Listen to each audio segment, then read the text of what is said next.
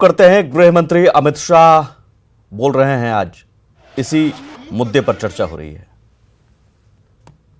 याद करना चाहता हूं, जो कश्मीर के अंदर 89 से लेकर 2018 तक जो रक्तपात चला, इसकी भेंट चढ़ गई। कह रहे हैं, कुछ सदस्यों ने कहा कि इसका हिसाब कौन देगा, क्या होगा। मैं पूछना चाहता हूं, ये 41,849 लोग घाटी के और कश्मीर के मरे, इसका हिसाब किसको देना है। और मुझे बहुत स्पष्टता है, ये 41,849 लोग, उनकी जान न जाती सभापति महोदय, अगर धारा 370 न होती। पूरे सदन ने अलग अलग प्रकार से अपने विचार रखे और धारा 370 और 35A पर बहुत सारी बातें करी, मगर ज्यादातर बातें टेक्निकलिटी पर करी। धारा 370 की उपयोगिता के लिए शायद कोई कुछ नहीं।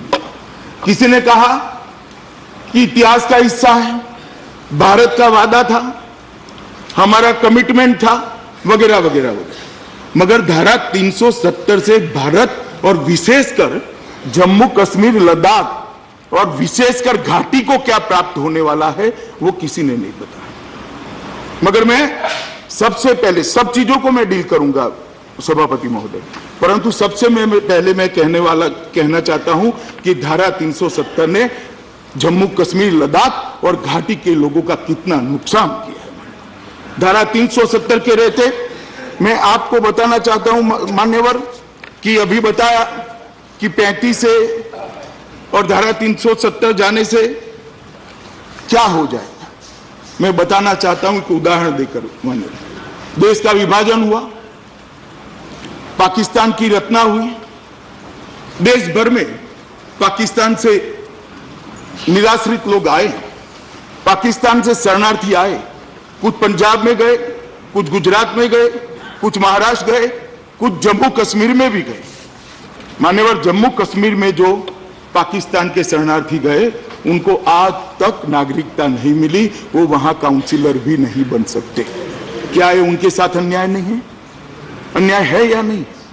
और देश में क्या हुआ, इस देश को 2 प्रधानमंत्री पाकिस्तान से आने वाले शरणार्थियों ने दिए, श्री मनमोहन सिंह और श्री गुजराल साहब।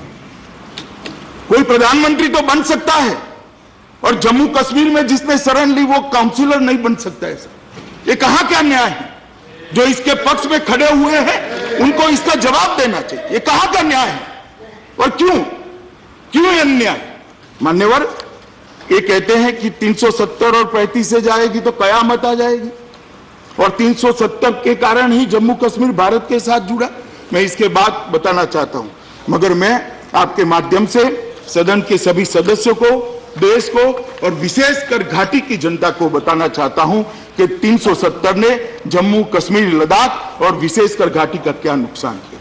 मान्यवर, 370 के कारण जम्मू कश्मीर में कभी भी लोकतंत्र परकोलित नहीं हुआ। 370 और 35 के कारण भ्रष्टाचार बड़ा फला फूला, बड़ा पनपा और चरम सीमा पर पहुंचा। 370 और 35 के कारण ही गरीबी घर कर पूरे देश के अंदर विकास दिखाई पड़ता है। घाटी के गांवों को देखते हैं तब हृदय के अंदर संवेदना आती है, आंख में आंसू आते हैं कि आजादी के 70 साल के बाद ये क्यों गुर्बत में जी रहा है, क्यों गरीबी में जी रहा है। मान्यवर, वहां के आरोग्य को भी इतनी सुविधाएं नहीं मिली, आरोग्य की भी, उसका कारण भी 370 है। विकास नहीं हुआ, जम्मू कश्मीर के विकास में बाधक भी 370 है। शिक्षा लेने के लिए जम्मू कश्मीर के बच्चों को देश भर के शिक्षा संस्थानों में जाना पड़ता है, इसका भी कारण 370 है। ये 370 मान्यवर महिला विरोधी भी है, दलित विरोधी भी है, आदिवासी विरोधी भी है, और आतंकवाद की जड़ भी 370 है। मैं देख रहा हूं अभी सामने, मगर मैं सब चीजों का डिटेल जवाब देना चाहता हूं मान्यवर। सबसे पहले मैं लोकतंत्र की बात करूंगा। इस देश के अंदर संविधान का 73वां और 74वां संशोधन आया, मगर चूंकि 370 थी, वो जम्मू कश्मीर में अप्लाई नहीं हुआ। जम्मू कश्मीर में अप्लाई नहीं हुआ।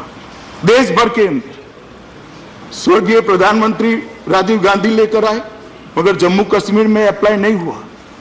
जब आजाद साहब मुख्यमंत्री थे तब भी नहीं कर पाए। क्यों नहीं कर पाए? क्योंकि वहां धारा 370 थी और वहां कॉन्सेंसस नहीं बन पाता था। मान्यवर, पंचायत और नगर पालिका के चुनाव होते भी नहीं थे। आज भी वहां पर 73 और 74वां संशोधन लागू नहीं हुआ है। आज ये सदन पास करेगा, कल लोकसभा पास करेगी। 73 और 74वां संशोधन ऑटोमेटिकली जम्मू कश्मीर को अप्लाई। मान्यवर, पंचायत के चुनाव वहां नहीं होते थे, नगर पालिका के चुनाव नहीं होते थे। लेजिस्लेटर सुनकर मैं 25 लोगों ने कहा कि लेजिस्लेशन को क्यों भरोसा में। मैं पूछना चाहता हूं, 40,000 से ज्यादा पंच सरपंच का अधिकार 70 साल तक ले लिया, इसका जिम्मेदार कौन है? इसका जिम्मेदार है 370। माननीय राष्ट्रपति शासन हुआ, राष्ट्रपति शासन में माननीय प्रधानमंत्री जी ने आग्रह किया और जम्मू कश्मीर के पंचायत एक्ट के तहत वहां चुनाव हुए। आज 40,000 पंच सरपंच गांव की सेवा सीधी कर रहे हैं, उनके हाथ में 3500 करोड़ रुपया पहुंचा। यह अधिकार नहीं मिला, मगर कोई नहीं बोलेगा। हमें कहते हैं वोट बैंक की राजनीति कर। क्यों घाटी में सिर्फ मुसलमान रहते हैं? क्या कहना चाहते हैं आप? घाटी में मुसलमान भी रहते, हिंदू भी रहते, सिख भी रहते, बौद्ध भी रहते, जैन भी रहते। धारा 370 अच्छी है तो सबके लिए अच्छी है और बुरी है तो सबके लिए बुरी है। हम धर्म की राजनीति नहीं करते। मान्यवर, 3 परिवारों के शासन ने जम्मू कश्मीर को बैन में रखा। जम्मू कश्मीर के अंदर लोकतंत्र को परकोलेट नहीं होने दिया और आज ये राष्ट्रपति शासन के अंदर प्रधानमंत्री जी के अगुवाई में वहां पर चुनाव हुआ। 40,000 पद सरपंच आज काम कर रहे हैं। चुनाव में एक बूंद भी खून की भूमि पर नहीं गिरी, शांतिपूर्ण चुनाव हुआ और 5-5%, 7-7% वोट लेकर ये देश की सबसे बड़ी पंचायत में जो लोग आते हैं, मैं उनको कहना चाहता हूं 50-50% वोटिंग हुआ। ये बात बताती है कि जम्मू कश्मीर की जनता जमहूरियत चाहती है, लोकतंत्र चाहती है। अभी भी मैं कहना चाहता हूं कि एक बार संपर्क बनाइए, राजनीति से ऊपर उठिए, वोट बैंक की राजनीति को किनारे करिए तो आपको मालूम पड़ेगा कि 370 ने जम्मू कश्मीर का कितना किया। मान्यवर, मैंने कहा जम्मू कश्मीर की गरीबी के लिए, जम्मू कश्मीर की गरीबी के लिए 370 जिम्मेदार है और मैं कुछ आंकड़े देना चाहता हूं। 2004 से 2019 तक 2,77,000 करोड़ रुपया जम्मू कश्मीर को भारत सरकार की ओर से भेजा गया। 2,77,000 करोड़ रुपया नरेंद्र मोदी पैकेज के अलावा। मान्यवर, नीचे देखते हैं तो जमीन पर कुछ नहीं। मैं इसमें बाद में आता हूं क्यों कुछ नहीं हुआ, मगर 2011 और 12 में भारत में प्रति व्यक्ति भारत सरकार ने 3683 रुपया भेजा, 3,683, और जम्मू कश्मीर में प्रति व्यक्ति 14,255 रुपया भेजा, मगर वहां विकास नहीं हुआ। क्यों नहीं हुआ?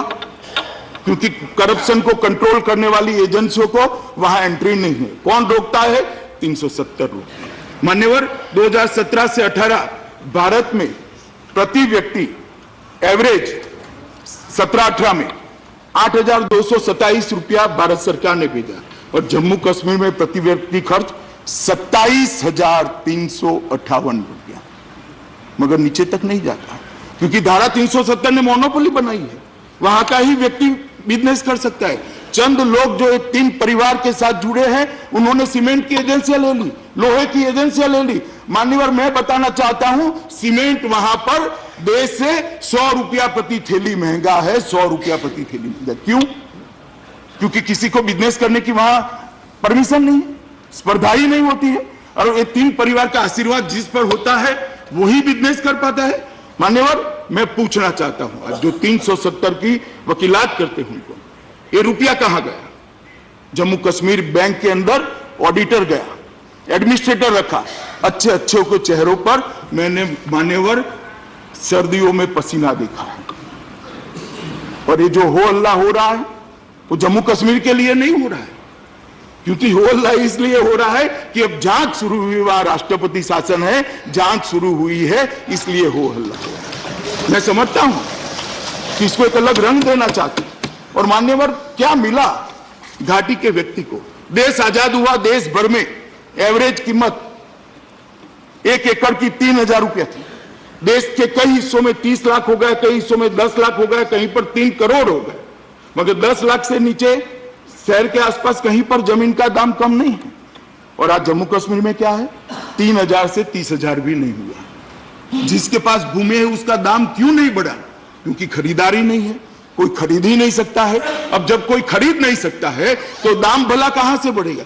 भाई क्यों गरीब रखना चाहते? मैं पूछना चाहता हूं कि आप उस व्यक्ति को जिसके पास भूमि है उसको गरीब क्यों रखना चाहते? इसकी वेल्थ को क्यों नहीं बढ़े? राम गोपाल जी कह रहे हैं, मान्यवर आपके माध्यम से, मैं लखनऊ के आसपास कितना भाव हुआ, कितना रेट हो गया, तो श्रीनगर वाले को राम गोपाल जी अधिकार नहीं है क्या? हमें नहीं देना है क्या? क्यों रोक कर रखना है उसको? मान्यवर, ये गरीबी जो वहां गई है, बढ़ी है, इसका मुख्य कारण धारा 370 और 35 है। मान्यवर, भ्रष्टाचार अथाह हुआ, करोड़ों रुपया, हजारों करोड़ रुपया भारत सरकार ने भेजा, भ्रष्टाचार की भेंट चढ़ गया और कोई भ्रष्टाचार। तो राज्यसभा में अमित शाह, गृह मंत्री अमित शाह जवाब दे रहे हैं तमाम पहलुओं पर, और सीधे सीधे एक लाइन में कह दिया कि धारा 370 महिला विरोधी, गरीबी विरोधी, दलित विरोधी, आदिवासी विरोधी और आतंकवाद की जड़ है। फिलहाल इतना ही, नमस्कार। अनुच्छेद 370 के सभी खंड लागू नहीं होंगे।